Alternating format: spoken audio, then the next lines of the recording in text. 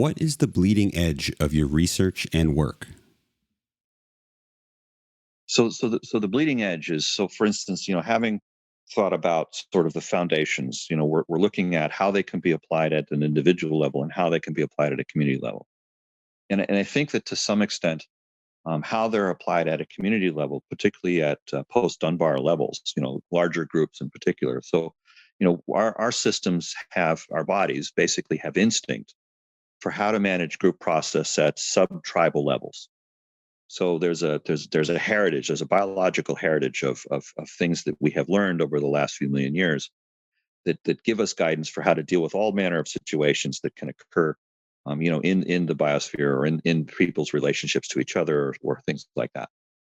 Whereas now that we have a globe spanning technology based civilization, there's essentially a series of concerns or a series of situations which humanity is finding itself in that it does not have the biological heritage to have prepared itself. So, for instance, this the sort of dynamics that you would find again downtown New York City. That environment is not an environment that is one that any of our ancestors have really experienced. Buses and trains and so on. So in this sense, there's a need for us to develop a kind of conscientiousness that goes beyond the instinct.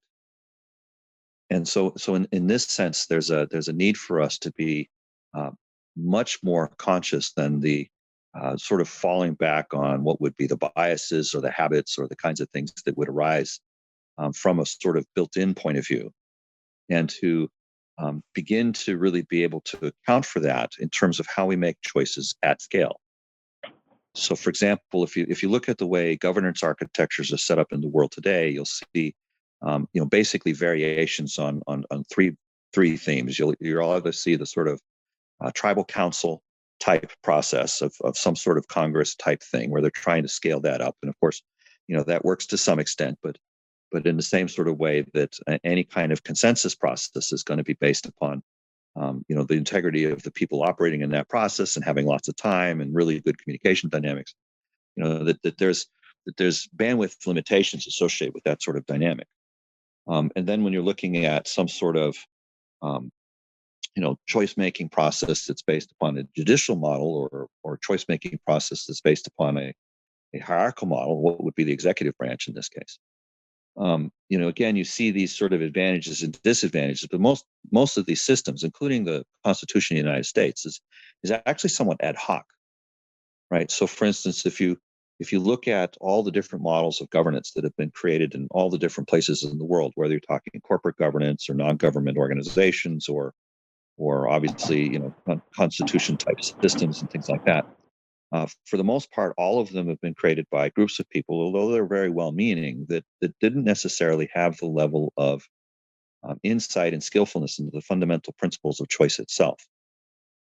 So, in that sense, the leading edge is to, instead of design a new future world or new future civilization or new future governance model on the basis of, well, we've tried that and that didn't work, or we tried this and then we saw these things happen, and so let's try this other thing instead, is essentially to have a deepening of principle that is clear enough that we can effectively say, yeah, we can account for why that happened with this particular model or why this particular social process resulted in these outcomes. And so, in effect, the bleeding edge is taking that level of principle, a deepening of how we think about human choice process, and to a level that goes beneath the human, goes down to the ecosystem, goes down to the level of the principles of chemistry and physics itself, to basically design a way of thinking about choice making that is genuinely holistic and fundamentally uncorruptible, so that we can address some of the problems that are facing us, things like global warming and pollution and things like that. So, when we're dealing with, really high numbers of individuals involved and a high number of organizations involved, all of which are highly motivated, the chances of things going wrong are quite high.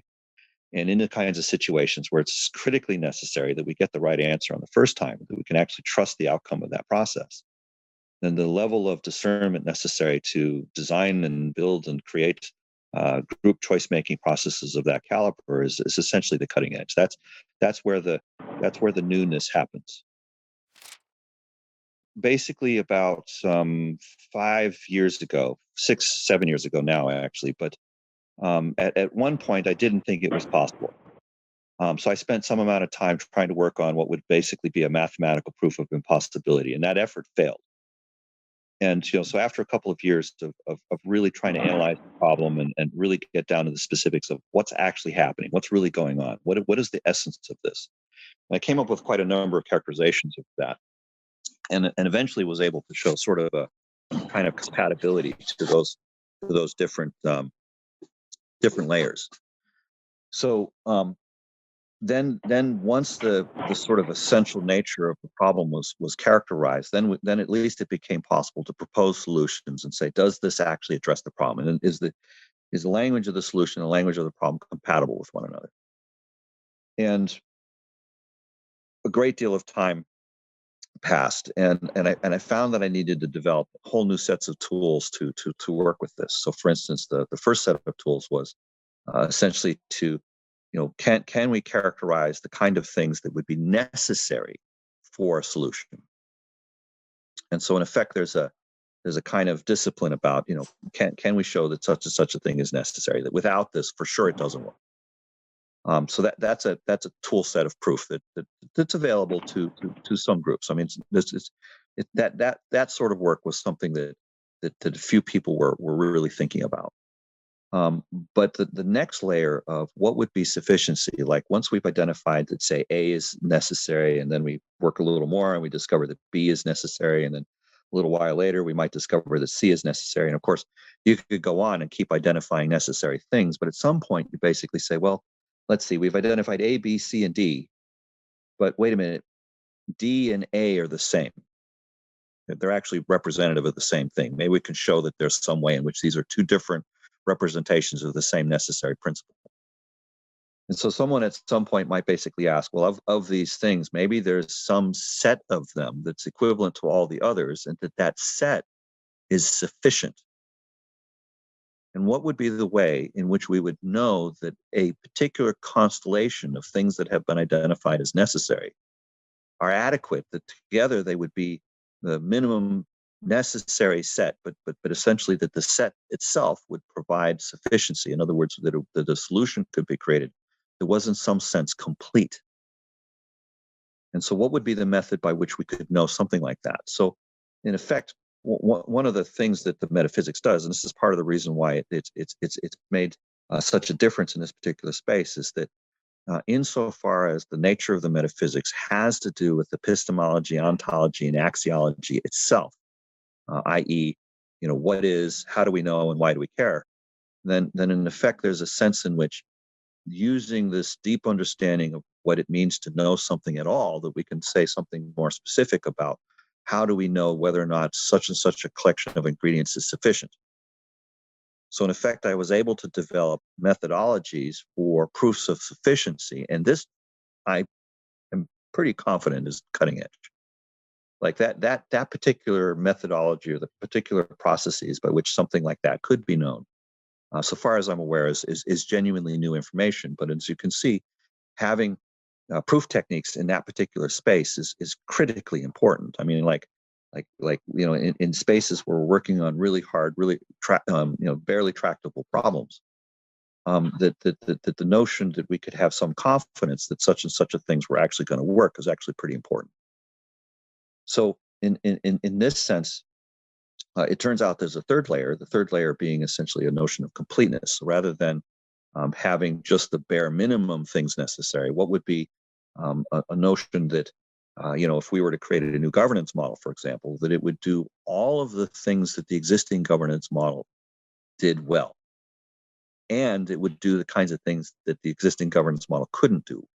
So in this sense, it's sort of like, you don't want to let go of the things that we're already good at. We want to basically have the new solution be able to do all the things that the old solution does. Otherwise, it's just, well, we couldn't do X before, and now we can do W. But now that we can do W, we can't do X anymore. That's not very good. So we're genuinely looking for things that would be able to essentially encompass the capacities of existing processes, at least the good parts. and to have some confidence that in that sense it's not just an incremental improvement in the sense that it can do just a few more things, but it's actually a substantive improvement that it identifies and can correct maybe even problems we didn't even know we needed to solve.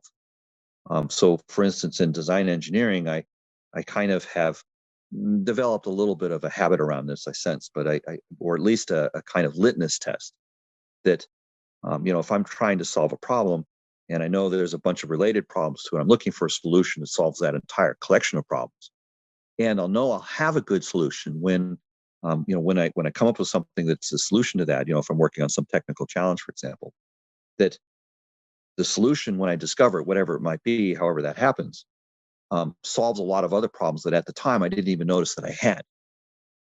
Right. So, for instance, it's like, oh, it solves problems A, B, C, D, and E, and F, G, Q, I, and W all at the same time. And it's like I didn't even know about W, but now that I've seen this particular thing, it's like, oh, this is good for this and this other thing. So that sense of comprehensiveness has a kind of epistemic technique associated with it as well.